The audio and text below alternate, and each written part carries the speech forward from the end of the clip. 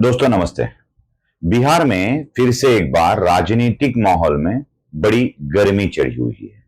वैसे तो पूरे उत्तर भारत में अभी ठंड का प्रकोप चल रहा है, लेकिन राजनीतिक मौसम बड़ा गर्माया हुआ है। कुछ भी हो सकता है बिहार में, अब तक कुछ भी होता आया है। कोई एनडीए से इंडिया की तरफ तो इंडिया से एनडीए की तरफ रुख करने वालों की संख्या कम नहीं है। वैसे तो मैं मानता हूं कि अ, बिहार के जो मुख्यमंत्री है नीतीश कुमार, वह शरद पवार से भी बड़े बड़े बड़े राजनीतिज्ञ है। मतलब किस तरह से काम करना चाहिए ये नीतीश कुमार को बड़ी आसानी से पता चल जाता है। दोस्तों, नीतीश कुमार अब तक 8 बार राज्य के मुख्यमंत्री रह चुके हैं। चाहे बीजेपी का साथ लेकर हो, चाहे आरजेडी का साथ लेकर हो, या चाहे खुद के दम पर हो, किसी का भी साथ लेकर नीतीश कुमार राज्य के मुख्यमंत्री बन सकते हैं। और यहां पर शरद पवार किसी को साथ देकर खुद मुख्यमंत्री तो बन नहीं सकते, लेकिन जिसको बनाया है उसको पूरे 5 साल भी काम करने नहीं दे सकते। ना वो अपने बेटी को मुख्यमंत्री बना पाए, ना अपने भतीजे को मुख्यमंत्री बना पाए, ना खुद मुख्यमंत्री बन पाए। अपनी पार्टी बनाकर जो शरद पवार खुद हासिल न कर सके, वह नीतीश कुमार ने हासिल करके दिखा दिया। वैसे मुझे महाराष्ट्र की राजनीति पर जोड़कर बोलने का शौक ही है। नीतीश कुमार भी आजकल ऐसी ही हरकतें करते हुए, ऐसी ही उड़पटांग हरकतें करते हुए, कभी छलांग लगाते हुए बड़े ही माहिर और एक शातिर राजनेता की तरह काम कर रहे हैं। लेकिन नीतीश कुमार के लिए मुझे एक पुराने फिल्म का गीत याद आता है। वह गीत भी मैं आपको दिखा देता हूं। फिल्म है कागज के फूल, और गीत की पंक्तियां कुछ इस प्रकार से है।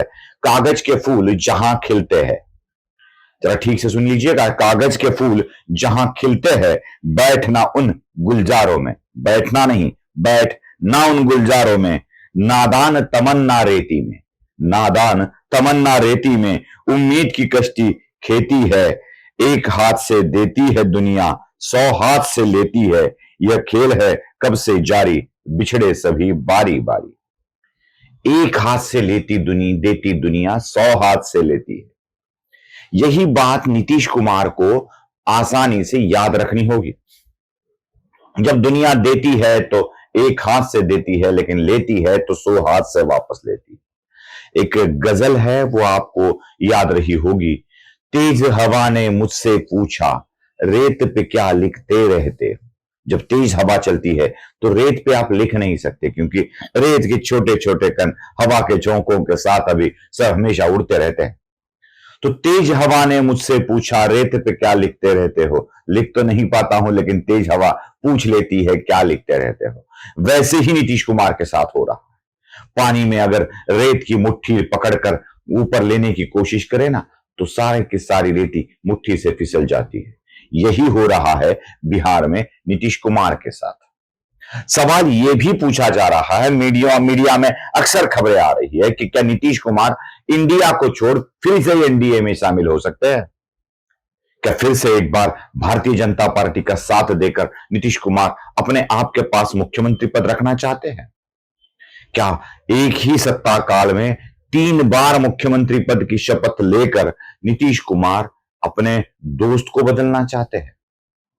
शायद हो भी सकता है। राजनीतिक गलियारों में कुछ भी हो सकता है। राजनीति में असंभव ऐसी बात होती ही नहीं, इसलिए नीतीश कुमार ये कर भी सकते हैं। भले ही नीतीश कुमार ये करे, क्या भारतीय जनता पार्टी इसको करने देने में सक्षम है? क्या भारतीय जनता पार्टी ऐसा चाहती है? यह भी देख लेना पड़ेगा। नीतीश कुमार आरजेडी के साथ अपनी नहीं जम रही है, यह दिखाने की कोशिश क्यों कर रहे हैं? क्या हो रहा है नीतीश कुमार के साथ? असल में यह बात छुपी है इंडी अलायंस के, जिसे मोदी जी घमंडिया अलायंस कहते हैं, उस घमंडिया अलायंस के प्रधानमंत्री पद के उम्मीदवार में।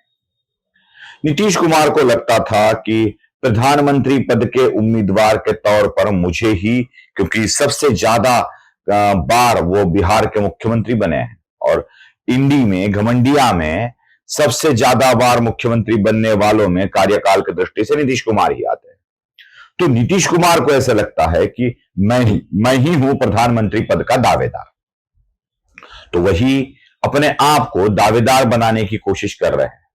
नीतीश कुमार को यह अपेक्षित था कि उन्हीं के पार्टी के राष्ट्रीय अध्यक्ष राजीव रंजन उर्फ लल्लन सिंह, जो इंडिया यानी घमंडिया की अलायंस की मीटिंग में नीतीश कुमार का नाम प्रधानमंत्री पद के उम्मीदवार के तौर पर आगे बढ़ाए और वही उनके नाम को चलाए भी।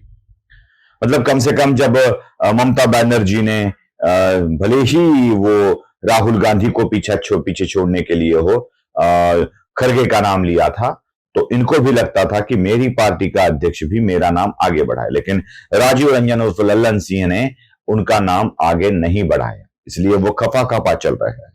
और जैसे ही अपने ही पार्टी के प्रमुख अपने मुझसे ही नाराज है यह बात लल्लन सिंह को पता चलती है, तो उनका रिश्ता बढ़ जाता है लालू प्रसाद यादव के साथ। और जब लालू प्रसाद यादव के साथ उनके संबंध बढ़ जाते हैं तो नीतीश गड़बड़ में आ जाते हैं। नीतीश को डरने लगने लगता है कि अब क्या होने वाला है अपने साथ। तो नीतीश कुमार अपने पार्टी का राष्ट्रीय अध्यक्ष बदलने की फिराक में रहते हैं। अब वो अध्यक्ष की बदलने के प्रयत्न में भी है। इतने में काम नहीं चलता है दोस्तों, इतने में काम नहीं होता है, आगे भी कुछ होता है। उन्हीं के पार्टी के कुछ लोग भारतीय जनता पार्टी से रिश्ता जोड़े हुए हैं, जैसे आरसीपी सिंह। आरसीपी सिंह को लगता है कि मुझे भी भारतीय जनता पार्टी के साथ रिश्ता जोड़ लेना चाहिए। अब जेडीयू में कुछ लोग ऐसे हैं जो भारतीय जनता पार्टी के साथ जाना चाहते हैं। जेडीयू में कुछ लोग ऐसे हैं जो लालू प्रसाद यादव की आरजेडी के साथ रिश्ता जोड़ना चाहते हैं। और नीतीश कुमार अपने आप को मुख्यमंत्री पद पर कायम बनाना चाहते हैं।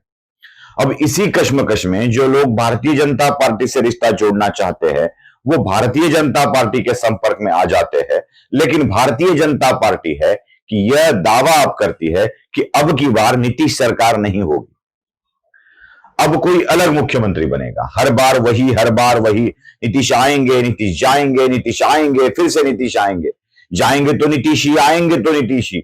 यह जो बात है यह भारतीय जनता पार्टी को अब गंवारा नहीं है। तो भारतीय जनता पार्टी एक अलग दांव खेलने जा रही है शायद, कि नीतीश की पार्टी से जितने भी लोग बाहर किए जा सके उतने बटोर लिए जाए और महाराष्ट्र की तरह उन्हीं के पार्टी का मुख्यमंत्री बनाया जाए।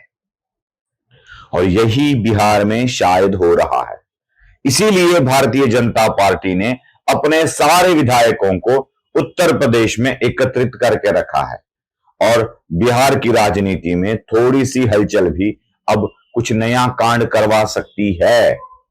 और नीतीश को वही कागज के फूल की लाइन याद रखनी चाहिए, एक हाथ से देती दुनिया 100 हाथ से लेती है। शायद देने का समय अब खत्म हो गया है, 100 हाथ से वापस लेने का समय आ गया है। आपको क्या लगता है?